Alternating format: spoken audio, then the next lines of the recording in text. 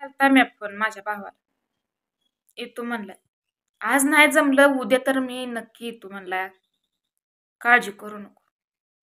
जिथं आहे तिथं थांब. तिथनं कुठं जाऊ नको.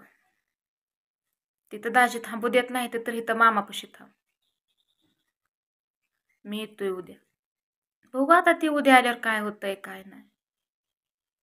कारण की कुणाच तर ऐकलं पाहिजे.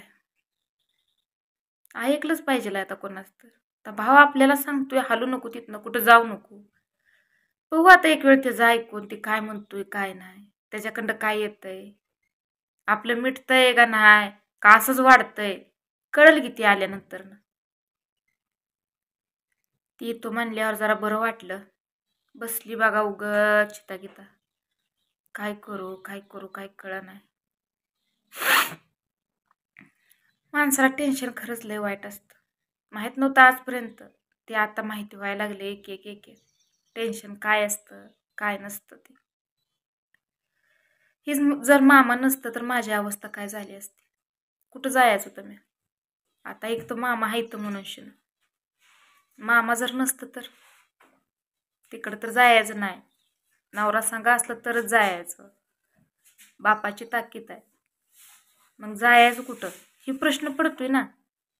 कुठं तसं बोलणारी काय पण बोलते ती. त्यांना काय माहित आहे काय चाललंय काय नाही काय अवस्था आहे. कुणाला माहित नसतंय. ज्याची त्यालाच माहित असतंय. ज्याच्यावर येळ येते जी त्यातनं जातं त्यालाच माहित असतं. आज माझ्या प्रपंचाचं एवढं वाटोळ व्हायला लागलंय. कोण येईना माझ्या मदतीला. कोण सांगना चार गोष्टी माझ्या नवऱ्याला की असं करू नको तुझ्या प्रपंचाचं वाटोळ होतंय. तुझी 2 लेकरं आहेत ती. आज बारकी आहे ती उद्या मोठी होणार आहे ती. कोण समजावून सांगना. परपंच माझा निस्ता असा उघड्यावर पडल्यागत झालाय. गुरा आहे ती माझी. लेकरं आहे ती.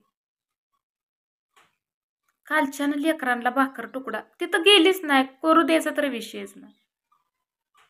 आई ती आई असती. आईची सर येत नसती. लेकर घटकाला काय पण मागते ती ही दे ती दे. बापाच्यानं होत नसतं ती. बाप बाजार आणून टाकल. मुलकाच आणून टाकल.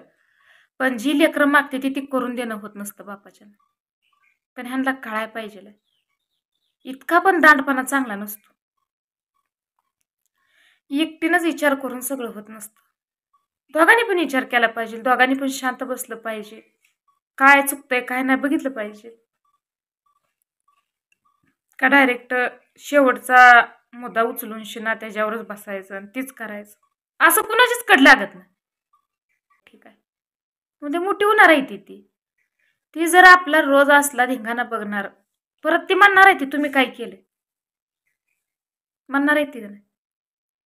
आयुष्यात तुम्ही काय केलंय भांडण्याशिवाय आमच्यासाठी काय करून ठेवले. साहजिक काय म्हणणार आहे ती उद्या. तीच काय कुठली पण लेकरं आई बापाला म्हणणार आहे ती तुम्ही आमच्यासाठी काय केलं. ही ह्यांना कळत नाही. ही डोक्यात जात नाही. चुक काय प्रत्येकाकडं होते ते. कोण आहे असं ह्या दुनियात की त्यांच्याकडं चुका होत नाही. कोण आहे. सगळ्याकडं चुका होते.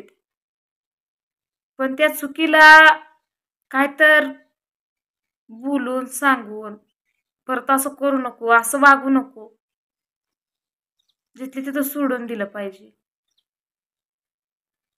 का डायरेक्ट घरातनं बाहेर निघ तुझी गरज नाही आम्हाला. गरज तर प्रत्येकाला प्रत्येकाची असते. कुणाला गरज नसते असं नसतंय. प्रत्येकाला सगळ्याला गरज असते. आता ती कपडे पडले ती जुतीला म्हणलं धुवू नको. पोरांची पण पडले ती म्हणतो ती ताई काय करू धुवू नको म्हणलं. कोणाची सुद्धा कपडे धुवायची नाही ती म्हणलं. पोरांची पण धुवू नको धुऊ दे म्हणलं.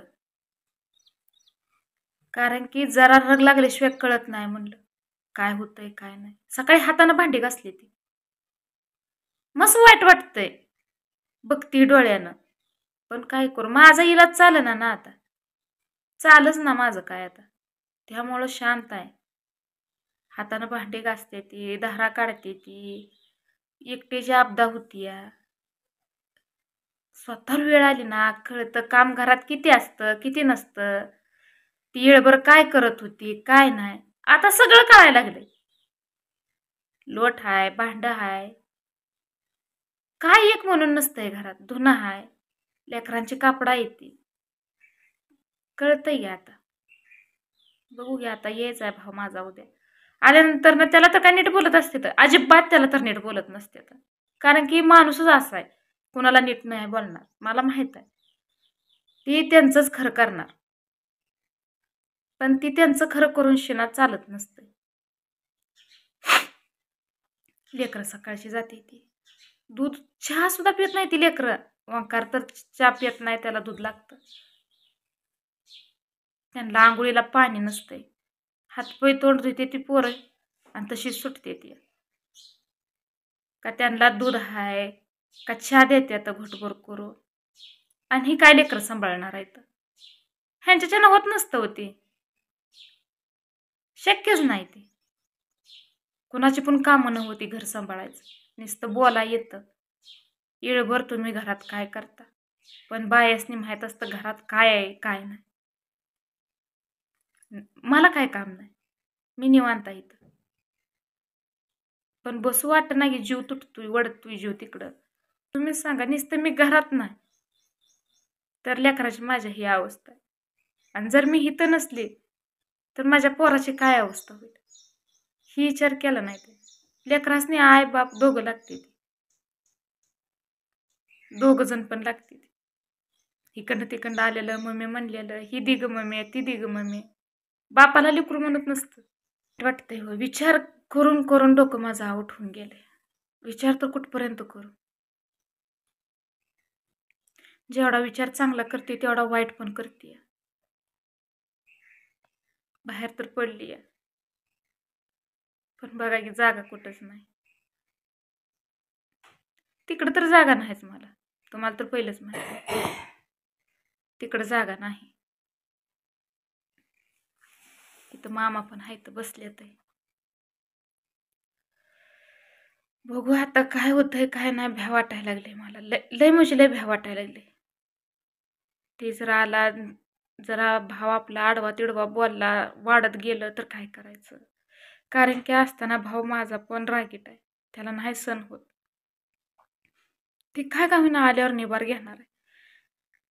ते मला कालच म्हणलं अक्का 2 दिवस थांब, उद्या कसल्या पण परिस्थितीत येतो म्हणलंय ते. जर उद्या नाही मला याय जुळलं तरी परवा दिवशी का होईना मी नक्की येतो. पण आता कसं झालं माहिती आहे का, त्यांना पण कळले येणार आहे कोण तर, म्हणून ती आहे तर रागाच्या चिठ्ठीत माणूस कसं असतं, आरतुरेच्या भाषा करतं, नीट बोलत नाही. जे माणूस सासऱ्याला किंमत देत नाही ती मेहुण्याला तर कशावर किंमत देणार आहे. मेहुणा तर छाटछुटच झाला त्यांच्या पुढं. बायकोला म्हणते तर तू कोण आहे ओळखत नाही म्हणजे मेहुण्याला पण म्हणणार आहे तू कोण आहे मी तुला ओळखत नाही. कशावरून त्याला ओळखणार आहे तर. फक्त तो गुडीत मिटावं, त्याला पाय धरायची वेळ येऊ नये एवढं वाटतंय मला. माझ्या त्याला पाय धरायची वेळ येऊ नये, असं होऊ नये. ह्यांनी समजून घ्यावं, जिथले तिथं मिटवून घेतलं तर चांगलंच आहे. जर नाही मिटवून घेतलं काय होतंय काय नाही